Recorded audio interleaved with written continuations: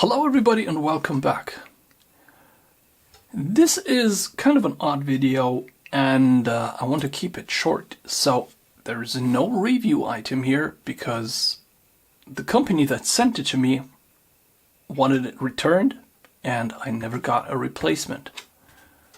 But I still want to get this out there because this is happening a lot these days. So what happened?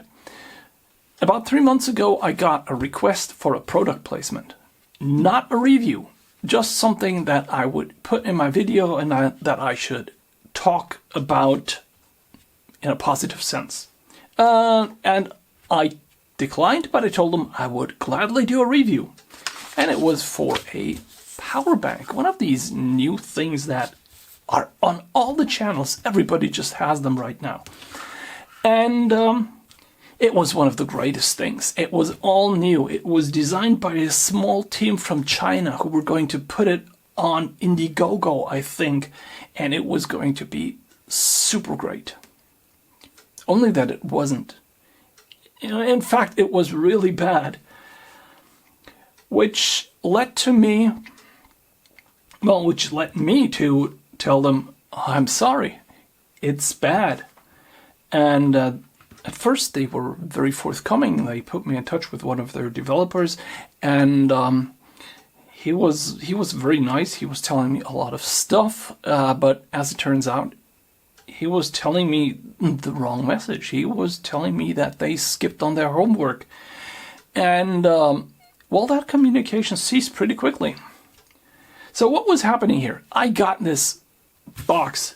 It had 750 watt-hours of capacity. It was able to churn out 1.5 kilowatts. And it had a wonderful display. It had a connector in the back where at some point I was going to be able to connect solar. That was the reason why they got in touch with me, because of my solar videos that I had some time ago. And, well, it looked nice. It was a sturdy box. It was really heavy. When I took it apart, I found a lot of these 18650 cells in there, and they were all nicely wired up. And it looked nice. I have to actually give them that. It looked really nice. But then I started using it, and I got some doubts. And then I started taking it apart, and I started really looking into it. And I found that they'd skipped on their homework, because looking into it, it was like this. You had a power input, this plug here, that would charge the thing up. And it led to a power supply. And this power supply, as soon as it got power, it basically turned on the whole machine, and then it would charge the batteries, and once the batteries were charged, well, then nothing happened. It would just sit there humming to itself. It wouldn't really turn off or do anything. It would just sit there. And it got warm. And I was kind of worried what was happening here, because it got really warm. So I reverse engineered parts of it, and it turns out it has a number of modules. First of all, the PSU, the power supply. It puts out 65 volts-ish. This is connected to the charging circuit, which is a combined charger bleeder. It goes through a charge cycle up to a certain voltage. Then it reduces the current, and it turns on a bleeding circuit, which makes sure that you don't overcharge batches of cells. It kind of does the balancing while charging. It is a little inefficient, but it's state-of-the-art nowadays. There's this computer unit which has communication and power draw circuitry, where you can find out what the power is doing in here. And then there is an inverter circuit, which at least looked pretty cool. It was running at a fairly high frequency, and I was expecting it to perform well. It was able to take an input voltage between 40 volts and 63 volts, and it would turn out perfect 240 volts at 50 hertz. And I have to say, the output voltage was really, really great on this device. But they gave me some things that I should talk about, like powering a refrigerator for a week on this thing, and powering a drill, and I don't know, table saws, things like that. It only had 1.5 kilowatts, so you were kind of limited, but you could do a lot of neat stuff with it. The thing that it didn't have was it didn't have a pass-through, so it wasn't an uninterruptible power supply. You couldn't have your 220 volts, and when that went away, it would quickly turn on the 240 volts. That would have been a nice feature to have. But, well, it didn't have that. So I went into it and I started measuring the efficiency of all these components because it was getting warm and I didn't know why. It did have two fans. The fans were in the part that cooled the power supply and in the part that cooled the inverter. And they would cut in when it got really hot, but only when there was draw at the output. So I quickly found out that the PSU had an efficiency of around 90%. That is quite good. The charging circuit, as long as it wasn't bleeding, was at around 97%, which is really good. The lithium-ion battery itself had an efficiency of around 95%. That is due to the chemical, lithium-ion batteries just have that. That was okay. I was fine with that. The inverter, however, was only hovering around 90%, and it was fluctuating a bit, and I couldn't really get any reading for that.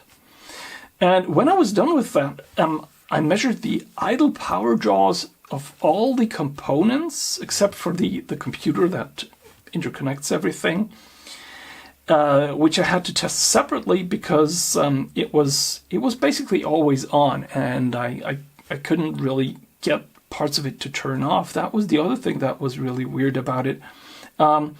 Basically, as soon as you turned it on, it would turn on the control circuit for the PSU, which was basically unneeded, but it needed that to query the chips that were on there.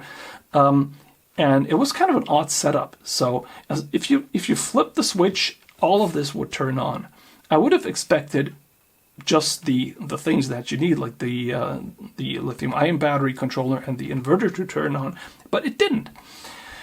So the idle draw was for the PSU 2.5 watts. It's okay.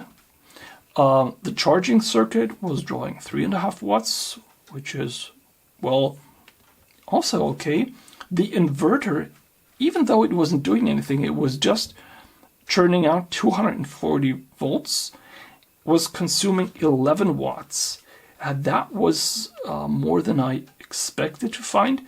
And this tiny computer, which is like somewhere between an Arduino and a Raspberry Pi, was running at 6 watts always, even if it was turned off. Even if the lithium-ion controller was supposed to be turned off, this thing was eating 6 watts. And that showed me that this thing was consuming quite a lot of power as soon as it was turned on. And if you were using it to power a refrigerator or maybe just a low-power device, this thing would have quite a bad efficiency. So if you're powering something that is like 80 watts and your idle consumption of the device, which is always on, is 23 watts, then your efficiency is really, really bad for this application. And, well, things started going south from there quickly because I was doing my tests and I had this thing hooked up to a power monitor just to be able to measure how much power went inside. I would monitor the voltages for the battery, and I found that they were discharging the battery, the lithium-ion battery, to 2.2 volts. That is quite low, and it seems like the unit took damage each and every time it was discharged. They were also charging it to 4.35 volts, which is pretty much the absolute maximum that you want to go at.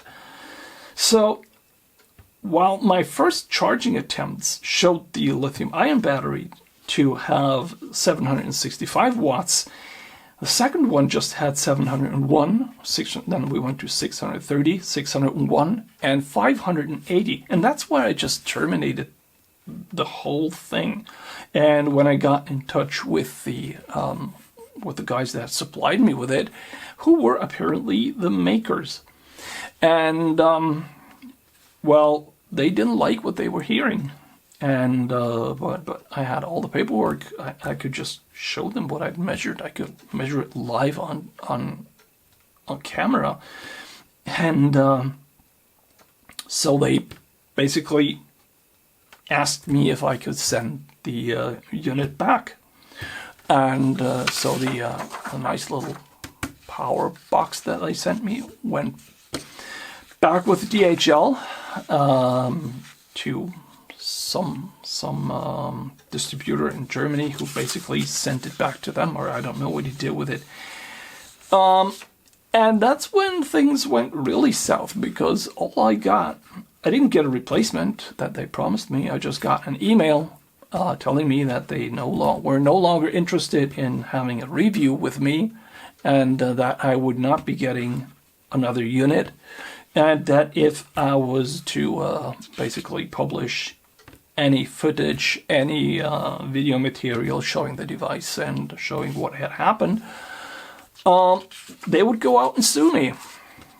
And well, I responded by telling them that was in the review agreement that they agreed to by sending me the device.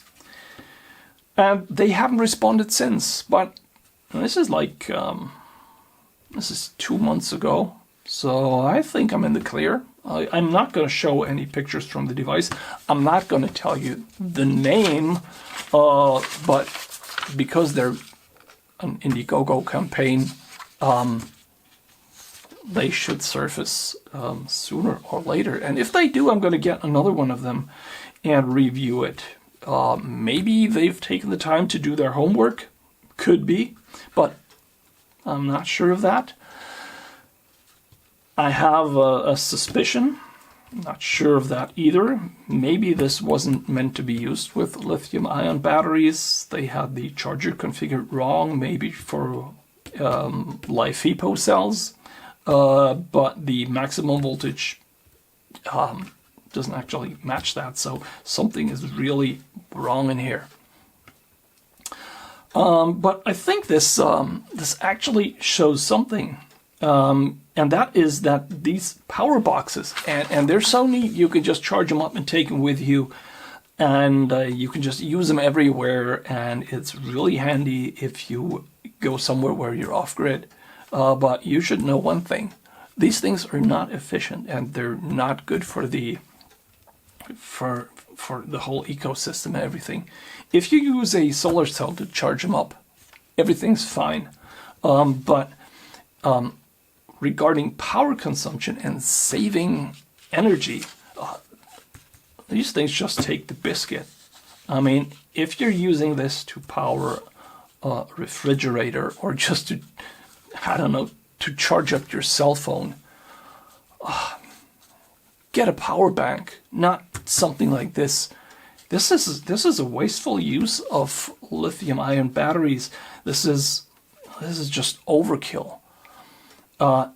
If you need this to run power equipment because you're working outside, you're in the clear, because the parasitic draw and the idle consumption is dwarfed by what you're using it for, and then it's basically okay again. But don't use things like this just for convenience. Yeah, that is basically what I wanted to say in this video. Funny enough, I tried to buy some other of these devices, like a Blue Eddy and a Jackery and stuff like that. I got scammed twice, and the only source where I had a contact that I could actually ask if I would get a review unit to test efficiency of the unit. They plainly refused to send me one. I'm pretty sure they know what's going on. So it's really unfortunate. It really is. But I think this is one of those times where not having a review is better than supporting the wrong product. And yeah, that's the whole story behind this. I think it was kind of funny. I'm sorry that I didn't get anything to show, because I would have actually liked to see it blown up. If it had actually worn out the batteries the way it was doing from the start, this thing could probably have turned into a fireball, and that would probably have been a good video. So that was it. Thank you very much for watching, and bye-bye.